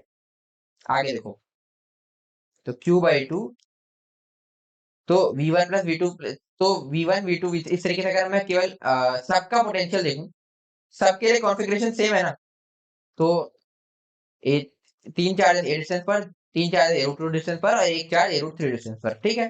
तो जो V1 का पोटेंशियल होगा वही V2 का होगा, वही V3 का होगा। ये चीज मैं कह सकता हूँ, जैसे पिछले क्वेश्चन में भी हमने किया था स्क्वायर वाले में, क्योंकि कॉन्फ़िगरेशन सेम है ना, सब सेम डिस्टेंस पर सेम मैग्नीट्यूड वाले चार्ज रखे हैं। तो इस तरीके से मैं ये कह सकता हूँ कि V1 equal to V2 equal to V3 सारे एक बराबर होंगे। तो ये 8 है, तो 8V लिख सकता हूँ इसको मैं, ठीक है? तो आंसर हमारा हो जाएगा 4QV, ठीक है? अब बस V लिखना है, तो किसी एक चार्ज को पकड़ के लिख दो यार। सपोज मैंने 1 वाले को पकड़ लिया, तो 3 मैंने कहा A डिस्टेंस पर है, तो V को लिखते हैं। 3 अगर A डिस्टेंस पर है तो वो हो जाएगा 3Q/A प्लस 3 मैंने कहा a√2 डिस्टेंस पर है और चार्जेस वही Q मैग्नीट्यूड के ही है, तो 3 a√2 डिस्टेंस पर है, 3Q/a√2, और एक मैंने कहा a√3 डिस्टेंस पर है, a√3 डिस्टेंस पर है। तो ये हो जाएगी V की वैल्यू। तो आंसर तुम्हारा हो जाएगा 4QV, यानी कि 4Q² और अंदर बनेगा 3/A plus 3/a√2 plus 1/a√3। तो A भी बाहर निकाल लेते हैं, तो ये हो जाएगा 4Q²/A, अंदर जाएगा 3/3 प्लस 3/√2 प्लस 1/√3। तो ये हो जाएगा तुम्हारा आंसर, ठीक है? मेरे ख्याल से क्लियर हो गया होगा। तो ये क्वेश्चन कराना जरूरी था। आगे बढ़ते हैं। अब मैंने कहा था एक और चीज हम आज डिस्कस करने वाले हैं, तो वो है तुम्हारा शेल थ्योरम, तो तुम डाल सकते हो shell theorem. Shell theorem basically क्या है, अभी तक हमने पोटेंशियल पिछले क्लास में बेसिकली तुमने देखा होगा, हमने बहुत सारी बॉडीज के पोटेंशियल डिफाइन किया है, रिंग का, डिस्क का वगैरह वगैरह। अब हम वही एक स्फेरिकल शेल है तो उसके लिए कैसे करेंगे, तो उसी को हम शेल थ्योरम भी बोलते हैं, तुम लिख सकते हो शेल थ्योरम। ठीक है, ये एक और इम्पोर्टेंट टॉपिक है, तो इसको आज हम डिस्कस करेंगे। तो बेसिकली हम क्या कह रहे हैं, एक इस तरीके का स्फेरिकल शेल है। शेल का मतलब समझ रहे हो ना, कि अंदर से खोखला। ठीक है, केवल ये है, इस तरीके से इसके सरफेस पर चार्ज डिस्ट्रीब्यूटेड होगा, इस तरीके से कुछ। तो ये 3D में है, ये अभी तुम्हें शायद रिंग जैसा दिख रहा हो, बट ये 3D में पूरा शेल है। ठीक है, इमेजिन कर लेना। इसको मैं लिख भी देता हूँ, thin walled shell, thin walled shell. ठीक, ये चीज है। तो ये हो गया। तो अब हमें इसके लिए पोटेंशियल की बात करनी है, और फिर हम इलेक्ट्रिक फील्ड की बात भी कर लेंगे साथ साथ, क्योंकि वो भी हमने उस समय नहीं करी थी। तो इसमें देखो, एक पॉइंट सबसे ज्यादा पकड़ने वाला है कि इस शेल में अंदर कोई इलेक्ट्रिक फील्ड नहीं होगी। ये हमने पहले बात की थी कि कंडक्टर्स के अंदर इलेक्ट्रिक फील्ड नहीं होती। तो इसके अंदर कोई इलेक्ट्रिक फील्ड नहीं होगी, यानी कि अगर कोई चार्ज यहाँ पर है अंदर इनसाइड 1, और इसको एक पॉइंट 2 तक जाना है जो कि अंदर ही है, किसी भी पाथ से लेके जाओ, ऐसे घुमा घुमा के कहीं से भी ले जाओ, तो V1 तुम्हारा हमेशा V2 के बराबर होगा, और वो होगा V सरफेस के बराबर। ये चीज तुम्हें ध्यान रखनी है। जो सरफेस का पोटेंशियल है वही अंदर के हर पॉइंट का पोटेंशियल है, क्योंकि अंदर कोई इलेक्ट्रिक फील्ड है ही नहीं। इलेक्ट्रिक फील्ड है ही नहीं, तो पोटेंशियल ड्रॉप या इंक्रीज होगा ही नहीं, वो इलेक्ट्रिक फील्ड की वजह से ही होता है। इलेक्ट्रिक फील्ड का ग्रेडियंट नहीं है, मतलब वो आर के साथ वेरी नहीं कर रही है, तो बेसिकली पोटेंशियल सेम रहेगा। तो इलेक्ट्रिक फील्ड जो तुम्हारे सरफेस पर, सॉरी, पोटेंशियल जो तुम्हारा सरफेस पर है वही तुम्हारा अंदर के हर पॉइंट पर होगा, पहली चीज। हम्म, ठीक है। क्यों 40 सेंटीमीटर था, इसका रेडियस आर था। ठीक है, ये पहले मैं लिखना भूल गया था। तो ये पॉइंट तुम नोट कर सकते हो। पहला पॉइंट है, if charge is uniformly distributed on the outer surface of the shell. ये चीज इंपॉर्टेंट है कि uniformly distributed on outer surface of shell. अगर नॉन यूनिफॉर्म डिस्ट्रीब्यूशन है तो उसकी बात हम अलग से करेंगे, ये यूनिफॉर्मली डिस्ट्रीब्यूटेड है तभी की हम बात कर रहे हैं। तो लिखो, if charge is uniformly distributed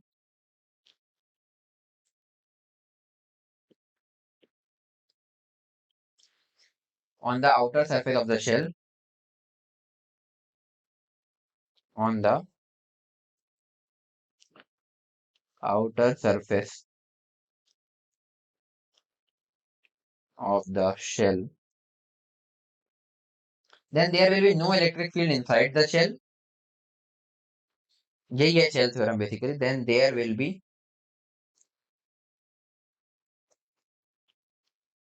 no electric field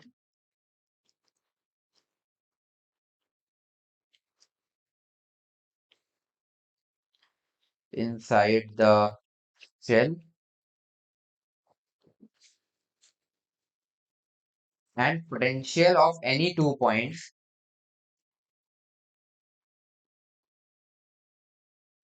या potential of any point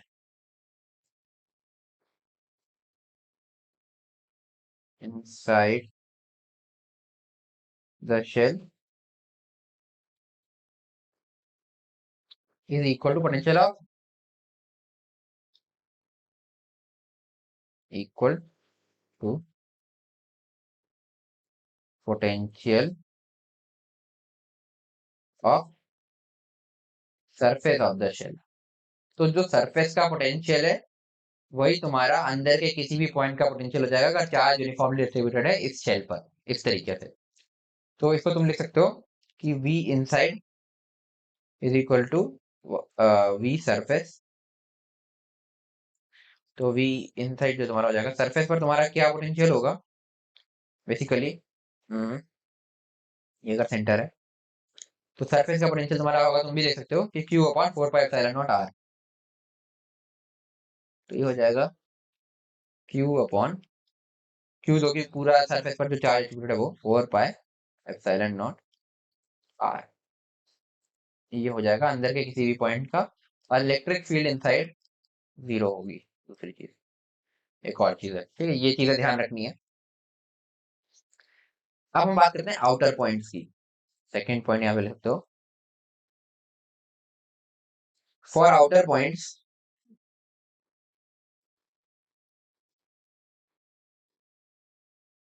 यानी कि जो आर है वो ग्रेटर देन आर होगा, ठीक है। तो ये डिस्टेंस, सपोज इस तरह का कोई पॉइंट है, ये पॉइंट पी, क्योंकि इससे इसके सेंटर से आर डिस्टेंस पर है, इस तरीके का, ठीक है। इस पॉइंट की कैसे लिखेंगे, तो इसकी हम बात कर रहे हैं। तो आर भी ग्रेटर देन आर लिख दिया हमने, ठीक है। The charge distribution on surface of shell, the charge distribution on surface of shell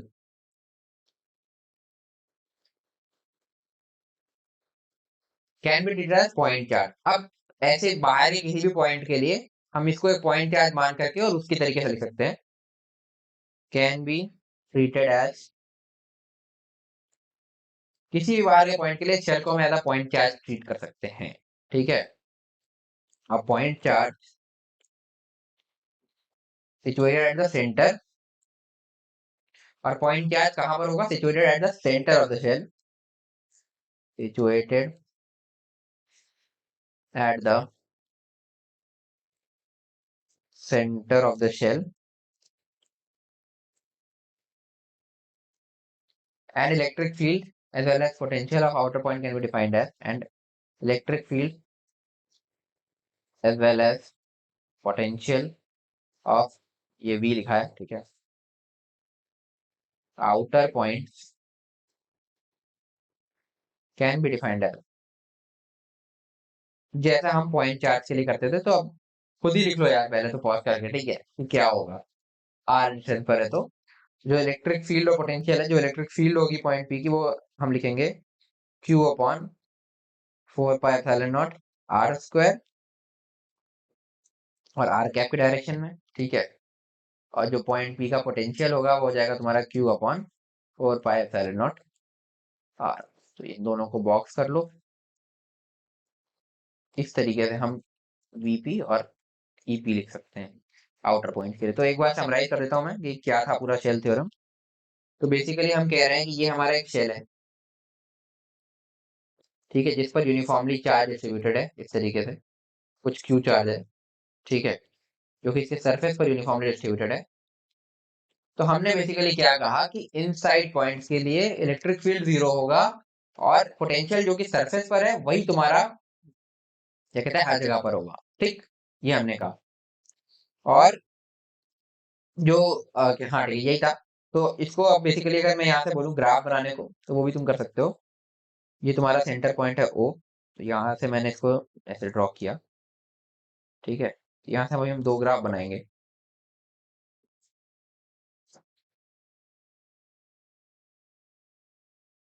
ठीक है। तो पहला ग्राफ हम बनाएंगे पोटेंशियल वर्सेस डिस्टेंस का, और दूसरा ग्राफ हम बनाएंगे electric field versus, electric field का मैग्नीट्यूड है क्योंकि वो तो वेक्टर क्वांटिटी है, इसे भी लिख सकते हो डिस्टेंस का। सॉरी, ये इसको मैं आर लिखना चाहिए था ना, हाँ आर, आर। तो अब देखो, तो इम्पोर्टेंट पॉइंट है ये सरफेस जहां पर एंड हो रहा है, ये पॉइंट, तो इसको मैं यहाँ से ऐसे मार्क कर लेता हूँ। अब ग्राफ देखो, तो इनसाइड पॉइंट के लिए हम कह रहे थे कि जो सरफेस पर पोटेंशियल है, यानी कि Q upon 4 pi epsilon naught capital are, ठीक है, वो कुछ पॉजिटिव वैल्यू है, तो वही रहेगा हर इनसाइड पॉइंट के लिए। अब इसके आगे ये as a point charge treat होता रहेगा। तो स्मॉल आर, यहाँ तक जो तुम्हारा पोटेंशियल था, ये था Q upon 4 pi epsilon naught capital R. अब इसके आगे के लिए ये as a point charge treat होगा, जो कि होगा Q upon 4 pi epsilon naught small r. और स्मॉल आर जो है वो हमेशा ग्रेटर देन कैपिटल आर है, या फिर ये सरफेस पर r equal to capital R है। तो ये ग्रेटर होगा, तो ये पोटेंशियल हमेशा डिक्रीज करता जाएगा, तो ये इस तरीके से जा करके इनफाइनाइट पर, और यार ये क्या कर दिया। तो ये इस तरीके से जा करके इनफाइनाइट पर जीरो को टेंड कर जाएगा, इस तरीके से। अब बात करते हैं इलेक्ट्रिक फील्ड की। तो इलेक्ट्रिक फील्ड अंदर के पॉइंट से तो जीरो ही है भाई, ये हमने लिख दिया था पहले भी, ये हो गया जीरो। इसके बाद ये पॉइंट चार्ज की तरह ट्रीट होगी, मतलब यहाँ पर कुछ पॉजिटिव वैल्यू जो कि तुम्हारी हो जाएगी Q upon 4 pi epsilon naught capital R का स्क्वायर, और इसके आगे फिर ये भी इस तरीके से जाकर के इनफाइनाइट को टेंड कर जाएगी जीरो को, तो ये हो जाएगी Q upon 4 pi epsilon naught small r square, इस पॉइंट से आगे के लिए। तो ये हो जाएगा तुम्हारा इलेक्ट्रिक फील्ड का ग्राफ। तो ये हो गया, बस यही चीज थी, ये पूरा समरी है इसका। ठीक है, जो अभी तक हमने शेल थ्योरम पढ़ा, ये पूरा समरी है इसका। तो मेरे ख्याल से क्लियर हो गया होगा। तो बेसिकली शेल थ्योरम भी हमने पूरा पढ़ लिया है। अब एक आध क्वेश्चन और कर लेते हैं, फिर आज की क्लास को एंड करेंगे। ठीक है, तो क्वेश्चन नोट कर सकते हो अगला।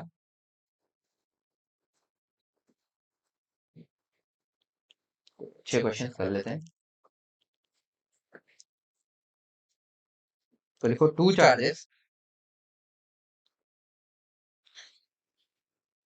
Plus Q and -3Q are fixed at distance R. Are fixed at distance R. ठीक है, अपार्ट, मतलब एक दूसरे से R डिस्टेंस दूर फिक्स है। ठीक, find the location of points on the line. इस तरह के क्वेश्चन जेईई मेन में भी आ जाते हैं। Find the location of points on the line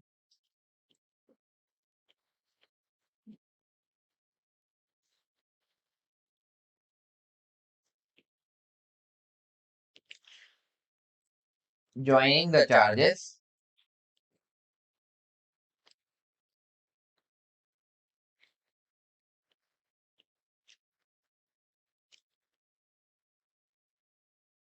where potential will be zero.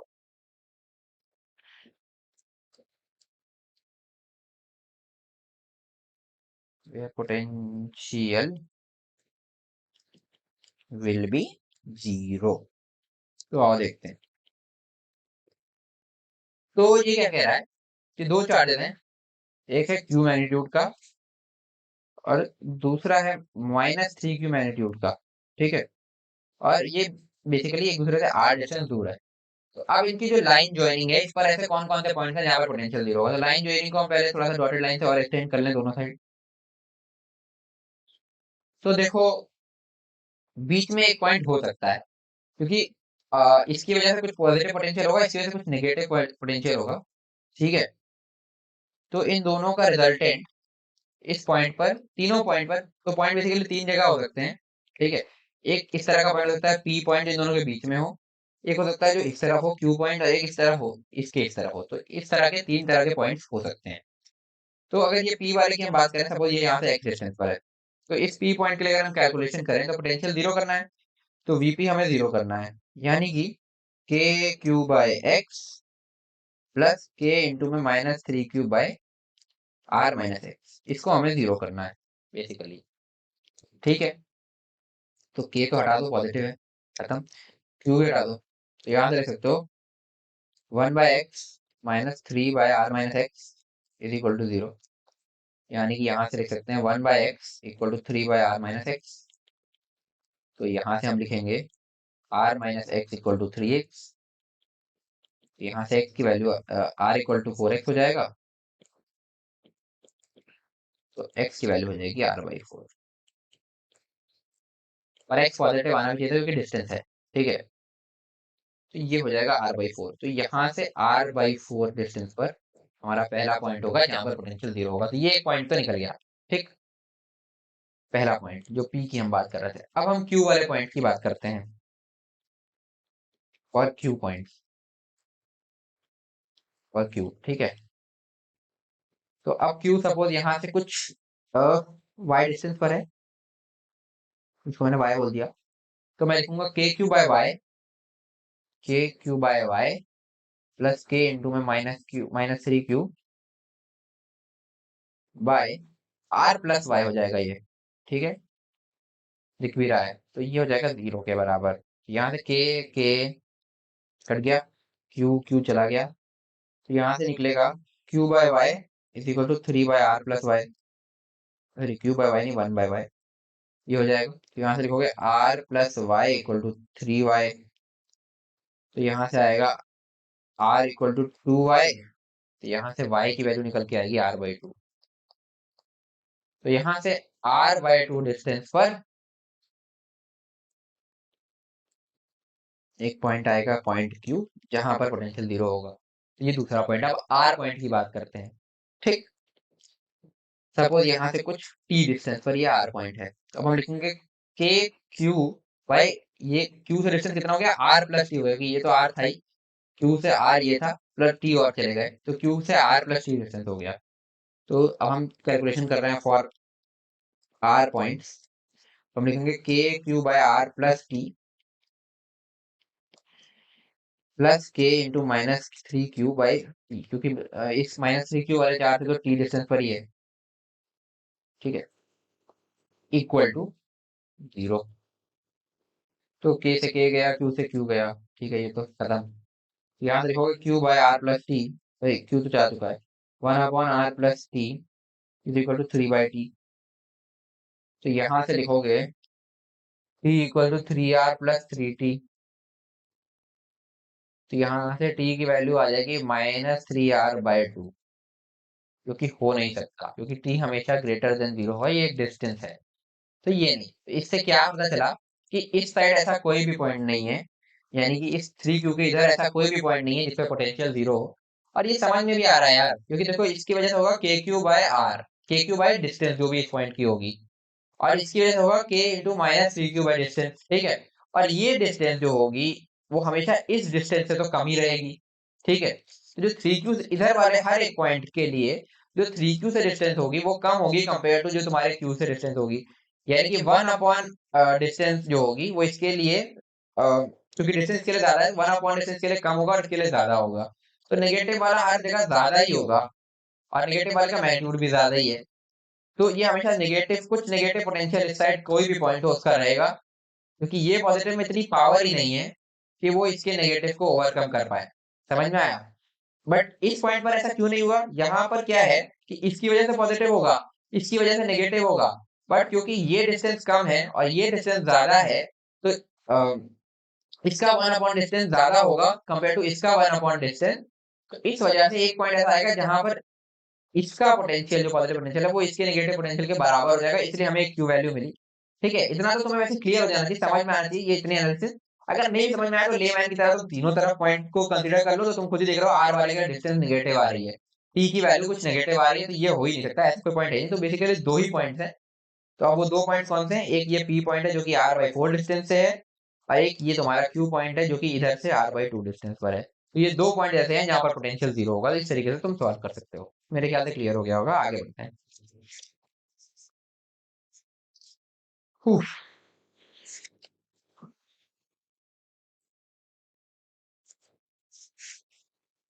हम्म,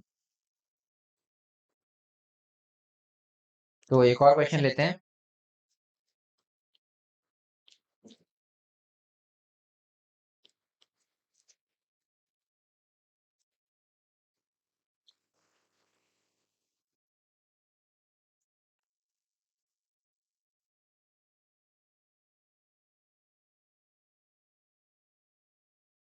हम्म, तो यार बहुत से लोग बोल रहे थे प्रॉब्लम सॉल्विंग सेशन ज्यादा लाओ। तो यार देखो, मैं अब ट्राई कर रहा हूँ कि जितने भी तुम्हारे ये लेक्चर थ्योरी वाले हो रहे हैं इसी में मैं अच्छी अच्छी प्रॉब्लम कराते रहूँ। बाकी इरोडो वगैरह के स्पेशल लेसन तो आते ही रहेंगे, बट क्योंकि अगर तुम्हें केवल प्रॉब्लम ही सॉल्व करनी है तो तुम इन लेक्चर्स को भी देखो, इनमें भी जो क्वेश्चन है वो सारे बहुत अच्छे लेवल के हैं और सारे कॉन्सेप्चुअल हैं, तुम्हारे क्या कहते हैं प्रॉब्लम सॉल्विंग एबिलिटी को वो बढ़ाएंगे ही। तो ये सारे क्वेश्चन तुम देख सकते हो जितने भी हम यहाँ पर डिस्कस कर रहे हैं साथ साथ। अगर तुमने थ्योरी पढ़ रखी तुम केवल क्वेश्चन करके चले जाओ यार वीडियो से, ठीक है, तो वो भी कर सकते हो। बाकी एरोडो के सेशन में धीरे धीरे कोशिश कर रहा हूँ थोड़े और बढ़ाऊँ। बाकी सिलेबस भी कंप्लीट करना है यार, तो वो भी करना है। तो आगे बढ़ते हैं। तो आप क्वेश्चन नोट कर सकते हो। The electric field in a 2D space, ये थोड़ा सा डिफरेंट टाइप है। ठीक है, electric field in a 2D space is given by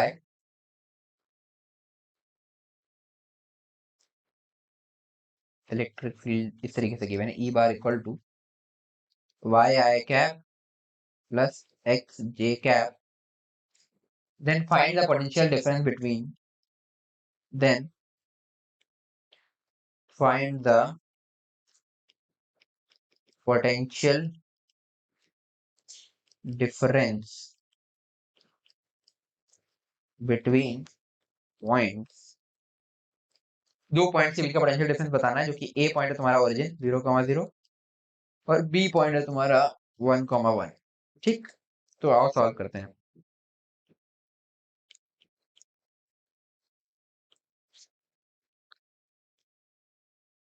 तो देखो, इन दो पॉइंट्स के बीच का पोटेंशियल डिफरेंस बताना है, ठीक है।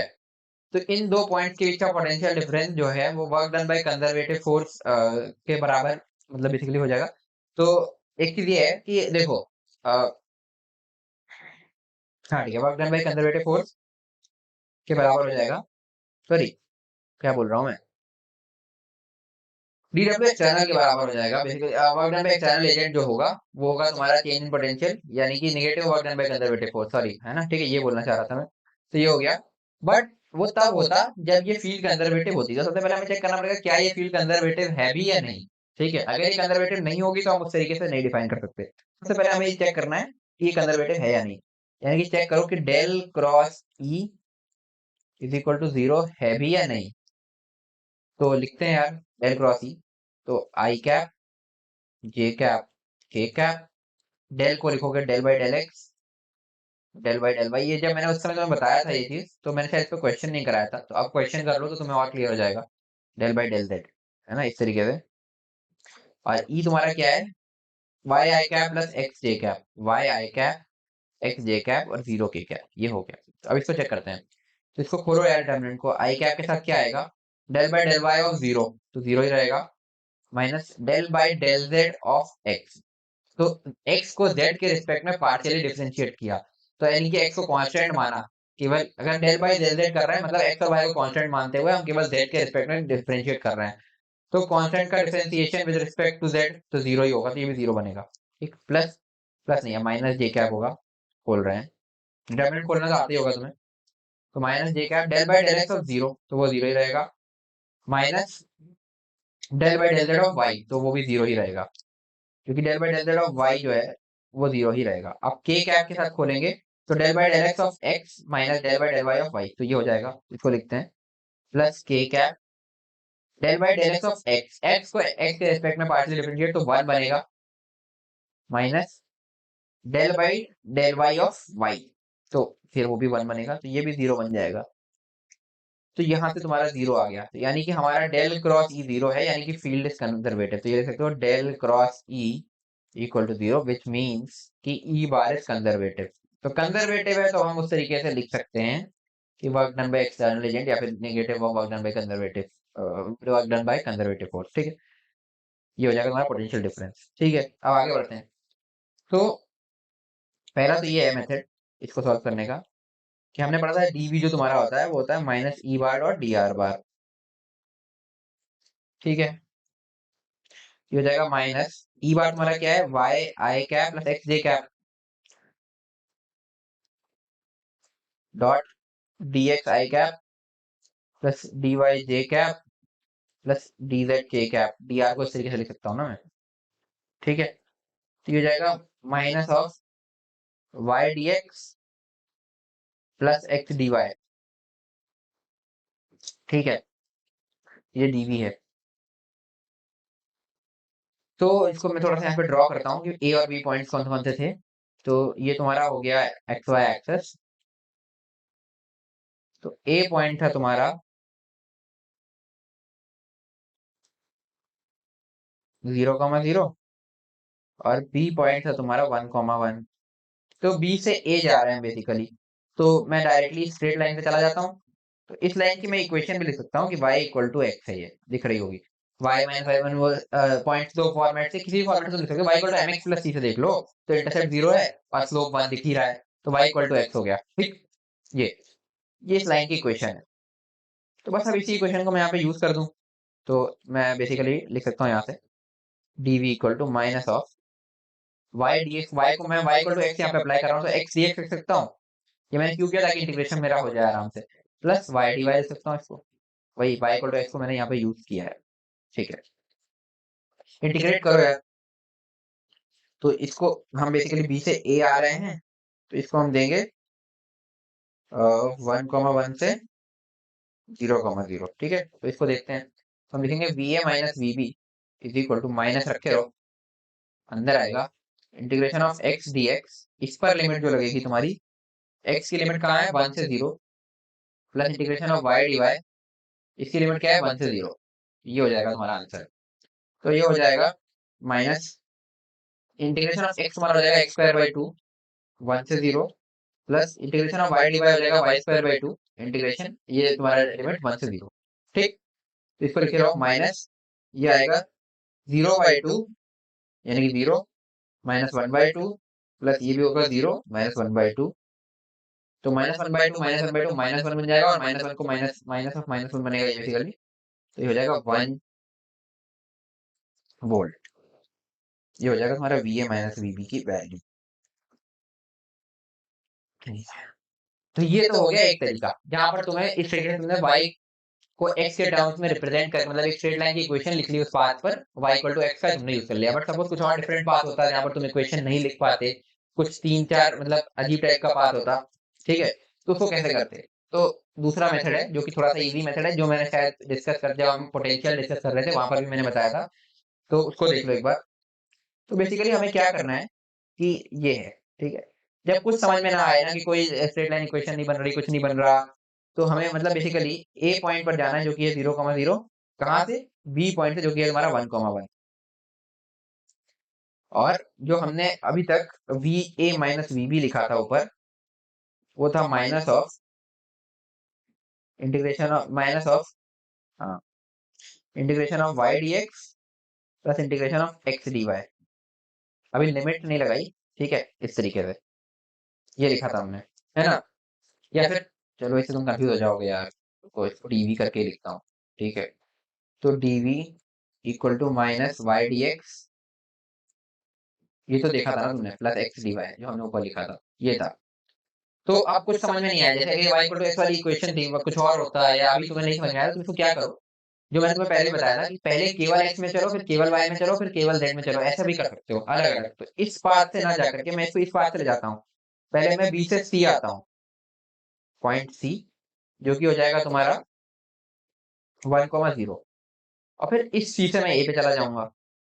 ठीक है, समझ में आई बात। तो अब जो है, मैं पहले ए से, सॉरी बी से सी आता हूँ, फिर वहां से मैं सी से ए चला जाऊंगा, तो मेरा काम बन जाएगा। तो इस बी से सी वाले पाथ के लिए लिखते हैं, तो वी बी माइनस वी सी तुम्हारा जो हो जाएगा, वो हो जाएगा माइनस ऑफ, ये हो जाएगा integration of y d x plus integration of x d y. अब लिमिट क्या क्या दोगे, तो dx की लिमिट जो तुम्हारी होगी, क्योंकि x में कुछ चेंज हुआ ही नहीं, तुम केवल y में आए हो, तो ये dx तो 0 हो जाएगा, तो ये वाला तो इंटीग्रेशन ही खत्म हो गया। अब dy की लिमिट क्या दोगे, सॉरी y की लिमिट क्या से कहाँ आए हो, b से c में 1 से 0 आए हो, तो 1 से 0 लिखोगे। और इस पूरे प्रोसेस के लिए, यहाँ वाले इस पूरे प्रोसेस के लिए जो तुम्हारी x की वैल्यू है, क्या वो पूरे टाइम 1 नहीं है, 1 है ना। तो इसको सिंपली तुम लिख सकते हो, यहाँ से इसको 1 लिख सकते हो। ठीक है, ये हो जाएगा तुम्हारा minus integration of d y, क्योंकि 1 हो गया वो, और 1 से 0, तो ये बनेगा माइनस वाई 1 से 0, ये बन जाएगा 1 वोल्ट। तो वी बी माइनस वी सी तुम्हारा 1 वोल्ट बन गया। अब हम सी से ए आएंगे, ठीक है, पूरा खत्म नहीं हुआ ये। तो हम लिखेंगे basically V C, sorry V C है, सॉरी ये V C minus V B था, मैंने गलत लिख दिया, sorry V C minus V B था। ठीक है, थोड़ा सा गलत लिख दिया, क्योंकि फाइनली सी पर गए ना। अब हम सी से ए आएंगे, तो हम लिखेंगे V A minus V C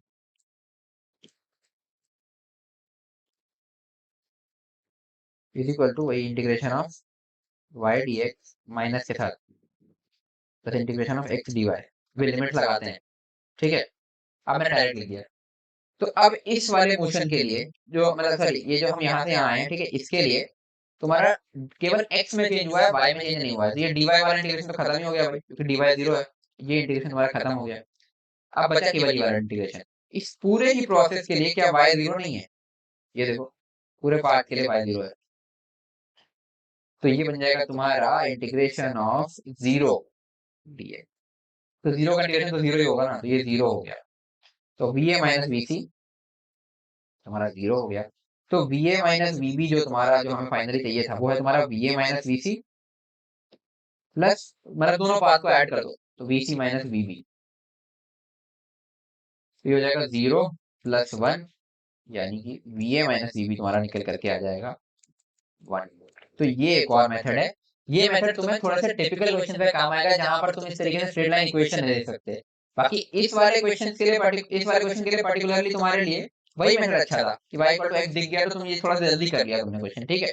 but अगर ये नहीं दिखता, कुछ और 3D में दे सकता था, ठीक है, तो उसमें क्या करते, 3D वीडी वगैरह में दे देता। तो पहले एक डायरेक्शन में चलो, जैसे पहले केवल तुम y में चले, फिर तुम केवल x में चले, ठीक है। और अगर कुछ जेड में भी होता तो पहले तुम वाई में चलते, फिर एक्स में चलते, फिर जेड में चलते, या तुम्हारा मन भाई किधर भी पहले चल लो, बट कोई एक डायरेक्शन में पहले चलो, फिर दूसरी डायरेक्शन में, फिर तीसरी डायरेक्शन, इस तरीके से कर सकते हो, ठीक है। तो इसके लिए भाई तुमने देखा कि जो है भाई, एक बार तुम्हारा dx 0 हो गया, अगले वाले में तुम्हारा dy 0 हो गया। जब dx 0 हो गया तो x भी एक कांस्टेंट आ गया इस पूरे पाथ के लिए, क्योंकि तुम x में तो मूव किए ही नहीं हो, वो वैल्यू तुमने यहाँ पर रख दी, तो इस तरीके से तुमने ये लिख लिया। सिमिलरली यहाँ पर तुम्हारा dy 0 हो गया, और y तुम्हारे पूरी 0 था ही, तो ये तुम्हारे इस तरीके से आ गया। फिर तुमने दोनों को ऐड कर दिया, तो फाइनली तुम्हारा पोटेंशियल डिफरेंस आ जाएगा।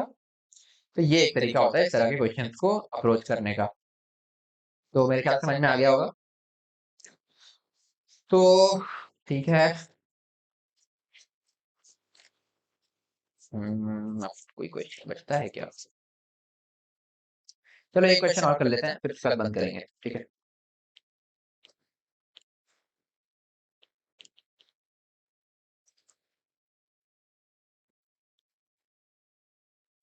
नहीं यार,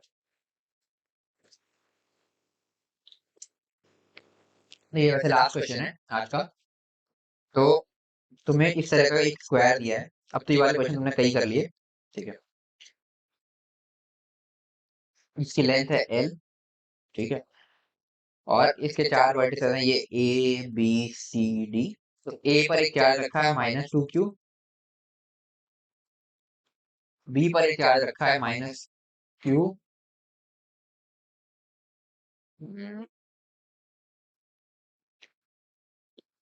सॉरी Q रख लेते हैं, Q रखा है। C पर एक चार्ज रखा है तुम्हारा +2Q, और D पर एक चार्ज रखा है Q, ठीक है। तो अब तुम्हें पहली चीज बतानी है,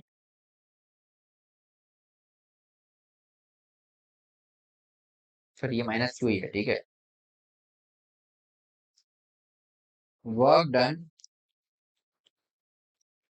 bye external agent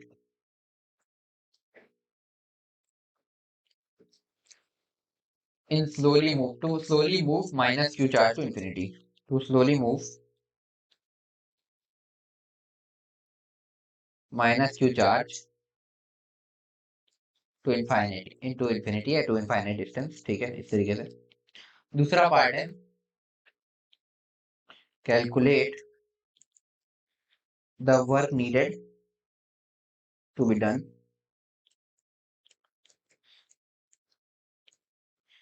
to separate all charges from one another, to separate all charges from one another, to separate all charges from each other, ठीक है। तो ये लास्ट क्वेश्चन है, एक बार तुम इसको अपने आप से ट्राई करो, फिर हम लोग सॉल्व करते हैं।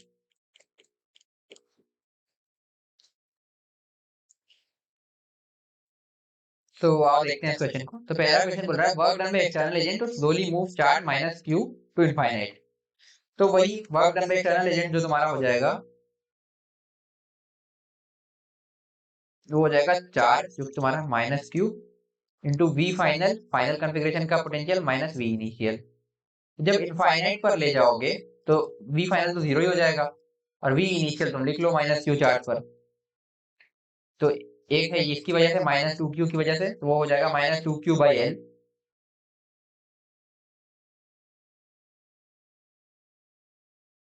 4 pi epsilon naught L, basically ऐसा लिखो, ठीक है। फिर इसकी वजह से होगा 2q की प्लस 2q की वजह से, तो लिख सकते हो plus 2q by 4 pi epsilon naught l, और एक इसकी वजह से होगा q upon 4 pi epsilon naught l root, तीसरे वाले चार्ज की वजह से plus q upon 4 pi epsilon naught l root 2, ठीक है। इस तरीके से थोड़ा सा दिक्कत आ रही होगी, ठीक है। वो एल रूट 2 लिखा है, मैं नीचे क्लियर कर दूंगा, ठीक है। तो हो जाएगा माइनस क्यू इंटू में माइनस क्यू, क्योंकि ये वाले कट जाएंगे, minus q upon 4 pi epsilon naught l root 2, हो जाएगा q square upon 4 pi epsilon naught l root, ये हो जाएगा work done by external agent, ठीक है। आगे बढ़ते हैं, सेकंड पार्ट बोल रहा है ये calculate the work needed to be done to separate all charges from each other, separate all charges from each other. तो work done by external agent जो हो जाएगा तुम्हारा, हो जाएगा U final minus U initial, ठीक है। ये तुमने वहां पे भी देखा था कि U final minus U initial या तो work done by external agent या negative work done by conservative force होता है। तो यू फाइनल जब सारे एक दूसरे से अलग हो गए, तब यू फाइनल क्या हो जाएगा तुम्हारा, 0 हो जाएगा। यू इनिशियल अभी लिख लो, तो ठीक है, यू इनिशियल लिखते हैं अब, ठीक है। तो अभी इनिशियली क्या है, तो कैसे लिखूं, तो वही है 1/4 पाई एप्सिलॉन नॉट इंटू 1/2 लिख लेता हूँ, ठीक है। और हर पेयर को डबल काउंट कर लेता हूँ, वही कर लेता हूँ, ठीक है, ज्यादा अच्छा रहेगा। तो लिख सकता हूँ ए की वजह से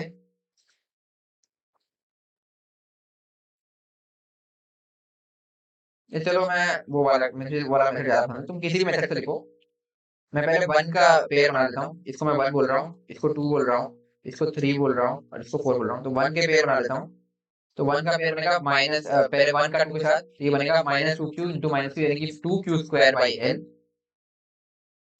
2q square by l plus अगला बनेगा इसका प्लस 2q के साथ, तो माइनस प्लस माइनस रहेगा, तो माइनस 4q स्क्वायर बन जाएगा, दिख भी रहा है इसका और इसका, minus 4q square by l root 2 distance है, तो minus 4q square by l root 2 plus इसका अब इसके साथ बनेगा 1 और 4 का, तो ये बनेगा माइनस प्लस माइनस का, तो minus 2q square by L, ठीक है, minus 2q square by L, ठीक है, प्लस अब 2 का 1 के साथ बन ही चुका है, 2 का 3 के साथ बनाते हैं, तो minus 2q square by L